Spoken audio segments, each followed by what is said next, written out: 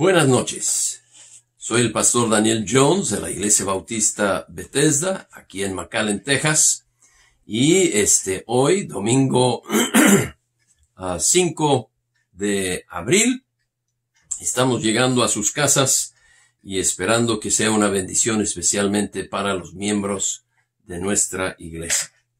En esta hora, queremos empezar una serie de sermones sobre las 7 palabras.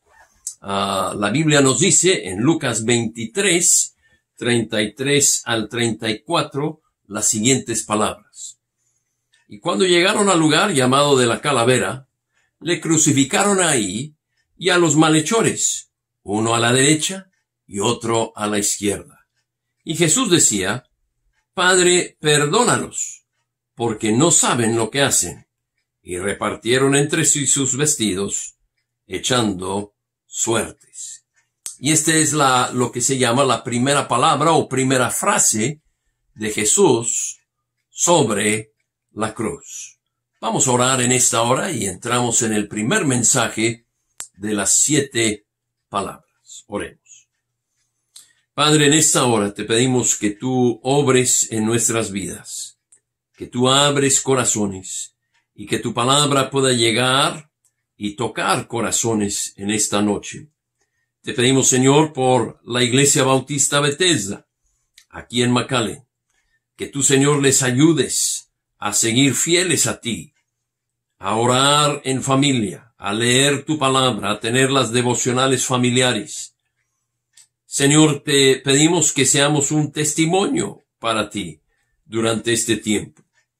Y ahora, al estar estudiando desde hoy en la noche hasta el sábado en la noche, las 7 palabras, te pedimos que estos estudios sean de beneficio para cada miembro de nuestra iglesia y cada persona que después oirá este mensaje. Te pedimos tu bendición sobre la palabra predicada, en el nombre de Jesús. Amén. Cuando Cristo fue a la cruz, pronunció 7 frases que han llegado a ser célebres, pero algunas veces no muy bien comprendidas. Entonces hoy quisiéramos ver esas frases para ayudarnos a entender lo que es o lo que fueron esas frases y lo que realmente estaba diciendo Jesús. Jesús no fue a hacer algo a la cruz como mártir. Jesús no fue como mártir a la cruz. Jesús puso su vida para nosotros, para luego tomarla otra vez en la resurrección al tercer día. Todo mensaje de la Biblia está centrado en Cristo. Y si el mensaje de la cruz es el mensaje central de la Biblia, entonces las 7 palabras o 7 frases que Jesús pronunció sobre la cruz son el corazón de este mensaje central. Jesús estuvo aproximadamente 7 horas sobre la cruz, desde las 9 de la mañana hasta las 4 de la tarde, y hubo tinieblas mientras él estuvo ahí, desde las 12 de la tarde hasta las 3 de la tarde. Y en esas 7 horas en que Cristo estuvo sobre la cruz, Cristo pronunció 7 frases. Estas son las 7 frases. Padre, perdónalos, porque no saben lo que hacen. Es la que vamos a estudiar hoy. Mañana estudiaremos, hoy estarás conmigo en el paraíso. El martes estudiaremos, mujer, he aquí tu hijo, y a Juan le dice, he aquí tu madre. Y estas 3 frases fueron pronunciadas de Jesús desde las 9, hasta las 12. Pero desde las 12 hasta las 3 hay tinieblas sobre la tierra. Y Jesús pronuncia los últimos 4 frases durante esas 3 horas. Dios mío, ¿por qué me has desamparado? Tengo sed. Terminado es. Padre, en tus manos encomiendo mi espíritu. Ahora solo queremos ver la primera frase en esta hora. Y esta primera frase nos da 2 cosas simples. La primera es que Jesús oraba. El orar era importante para Jesús.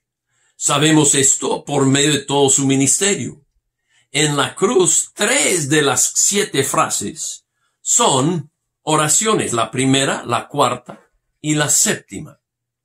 Noten que eso me dice a mí que en los momentos más tristes y más angustiosos que tú y yo tengamos, tenemos el privilegio de orar igual que Jesús oró. Algunos creen que era algo raro ver a alguien orando en una cruz. Los romanos creían que esto era raro, de que Jesús orase.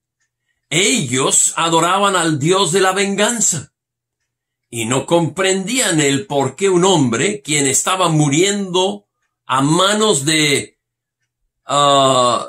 sus angustiadores, orara por ellos. Padre, perdónalos, porque no saben lo que hacen.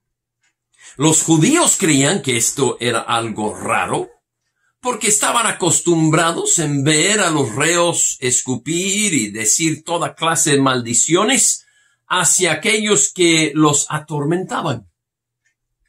Pero oyeron la oración. Padre, perdónalos, porque no saben lo que hacen. Raro orar, quizá para los romanos, quizá para los judíos, pero para Jesús no era raro orar. Noten que aún el tiempo de la crucifixión, una experiencia terriblemente humillante, aún así Jesús oró.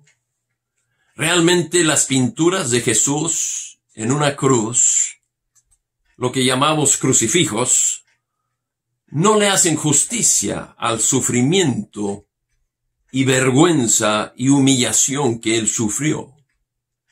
En primer lugar, antes de llegar a la cruz, ya no se le podía reconocer.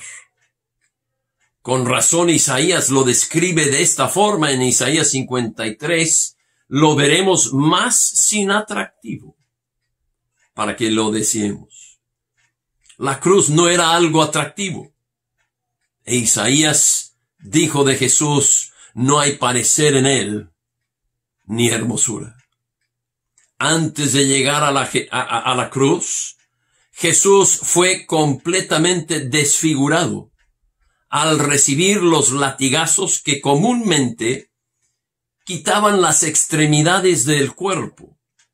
Y muchas veces personas que iban a la cruz, el escarmiento que recibían antes de ir a la cruz los mataba.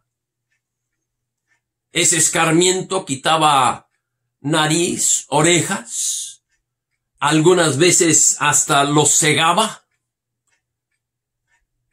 Era un escarmiento terrible, que al pasar cargando esa cruz ya no se sabía quién era esa persona. No, las pinturas de la cruz no enseñan aún lo más vergonzoso, puesto que estaba colgando desnudo sobre la cruz. Y aún en esa vergüenza, aún en esa humillación, Cristo Jesús exclama, Padre, perdónalos, porque no saben lo que hacen. Raro orar en esa situación. Inusual orar en esa situación, sí. Pero para Jesús no. Noten a quién ora Jesús. Jesús dirige su oración al Padre. Padre. estaba consciente por qué estaba muriendo. Porque dijo, perdónalos. Jesús oró al Padre consciente de quién era y por qué moría. ¿No puedes oírlo? Padre, perdónalos, porque no saben lo que hacen. En el griego, su oración es continua. Cada vez que le escupían, cada vez que le apedreaban, cada vez que le injuriaban, Padre, perdónalos. Padre, perdónalos porque no saben lo que hacen. Padre, perdónalos porque no saben lo que hacen. En todo lo que le hacían en la cruz, era un continuo clamor de la expresa voluntad de Jesús. Padre, perdónalos porque no saben lo que hacen. Cuando le clavaron las manos y los pies, cuando le escupían y le maldecían, cuando los sacerdotes lo injuriaban, cuando los malhechores a sus lados le maldecían, cuando los soldados se repartían entre sí sus vestidos, se escuchaba, Padre, perdónalos, porque no saben lo que hacen. Entonces, el primer punto que queremos notar en esta noche es que Jesús oró al Padre. Ahora, la segunda cosa que quiero que noten es la oración en sí. ¿Qué significan las palabras, Padre, perdónalos, porque no saben lo que hacen? En primer lugar, queremos notar lo que no significa. No significaba que estaba perdonando los pecados del hombre por decreto. El perdón no se recibe automáticamente. Los dos malhechores que murieron con Jesús son prueba de esto. Uno fue al paraíso y el otro despertó en el infierno. Desde Génesis hasta Apocalipsis, Dios no salva a nadie que no se arrepienta y pone su fe en Cristo Jesús. Por eso la Biblia nos dice en Hechos capítulo 3, el versículo 19, Hechos capítulo 3, el versículo 19, espero que tenga su Biblia ahí, y dice así la palabra de Dios. Así que arrepentíos y convertíos para que sean borrados vuestros pecados. Hermanos, nuestros pecados no son borrados por decreto. El hombre tiene que arrepentirse y poner su fe en el único Salvador. Entonces, esta frase, Padre, perdónalos porque no saben lo que hacen, no significa un perdón automático para toda la humanidad.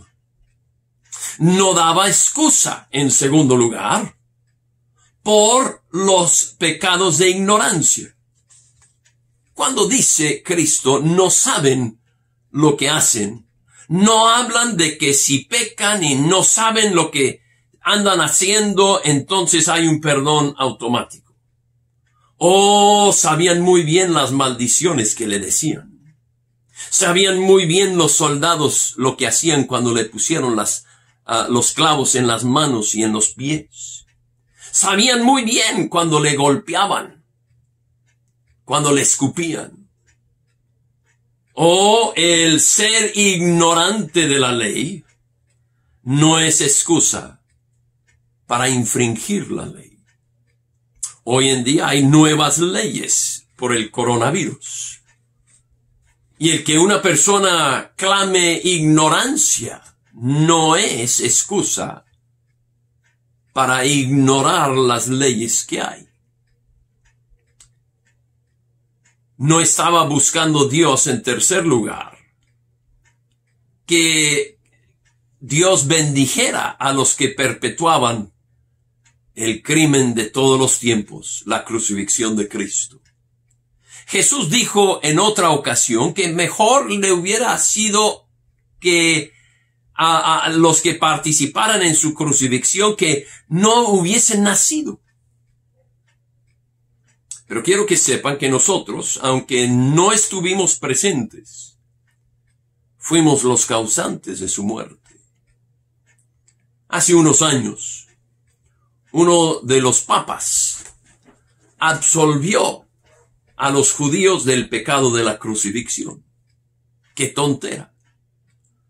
Todos somos culpables de la crucifixión de Cristo. Aún el Papa, pues todos somos pecadores y Cristo murió por los pecadores. Entonces, la frase, Padre, perdónalos porque no saben lo que hacen, no significa, un perdón automático de los pecados del hombre. No da excusa de pecados de ignorancia. Y no estaba diciendo que los que lo crucificaban estaban exentos de culpa. Entonces, ¿qué significa la frase, Padre, perdónalos, porque no saben lo que hacen? Bueno, quiero que vayan a 1 Corintios 5, 21, un texto que lo conozco de memoria, pero es un texto muy importante. 2 Corintios 5, 21. 2 Corintios 5, 21. Este texto nos da una parte de la respuesta. Al que no conoció pecado, por nosotros lo hizo pecado, para que nosotros fuésemos hechos justicia de Dios en él. Lo que estaba diciendo Cristo al decir, Padre, perdónalos, porque no saben lo que hacen, era literalmente, dame a mí el infierno para que ellos tengan la oportunidad de tener el cielo.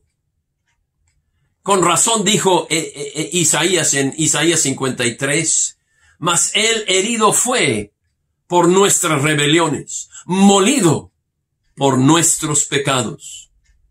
El castigo de nuestra paz fue sobre él, mas Jehová cargó en él, en Cristo, el pecado de todos nosotros. ¿No puedes oírlo? Padre, perdónalos. Dame a mí el pecado de ellos, para que ellos tengan la justicia mía. Pero el significado mayor de esa frase, Padre, perdónalos porque no saben lo que hacen, es, Padre, déles otra oportunidad antes del juicio. Lo que Jesús estaba pidiendo es, Padre, no los condenes al infierno en este mismo momento. Aplaza el juicio. Deja que oigan el evangelio. Deja que acepten a Cristo. Creo que todo el mundo hubiera sido condenado en ese instante si Cristo no ora esa oración. Padre, perdónalos, porque no saben lo que hacen. La misericordia de Dios ha aplazado el juicio por más de 2020 años. Dios ha contestado esa oración muchos años ya. ¿Por qué? Porque la Biblia nos dice en 1 Pedro 3:9, el Señor no retarda su promesa, según algunos la tienen por tardanza, sino que es paciente para con nosotros, con la humanidad, no queriendo que ninguno perezca. Entonces la oración de Jesús significa, Padre, estoy listo para la condenación por el pecado, para que ellos tengan mi justicia. Padre, pospone el juicio de ellos. No los mates en este momento. Deles una oportunidad más para que se arrepientan. Aplaza el juicio hasta que tengan la oportunidad de aceptar a Cristo. Padre, Perdónalos, porque no saben lo que hacen. Si tú estás aquí sin Cristo, sin Dios, sin el perdón de tus pecados, yo te invito que hoy te arrepientas de ser pecador. Reconozcas que Cristo en la cruz cargó con tus pecados, con mis pecados. Reconozcas que tú no puedes borrar la cuenta del pecado que tú tienes. La sangre de Cristo derramada en la cruz es la única que puede limpiar tus pecados. Si ya eres salvo, ¿por qué no te unas al plan de evangelizar a otros antes de que el juicio venga? Hoy quizá esté a la vuelta de la esquina. Quizá pronto Cristo venga.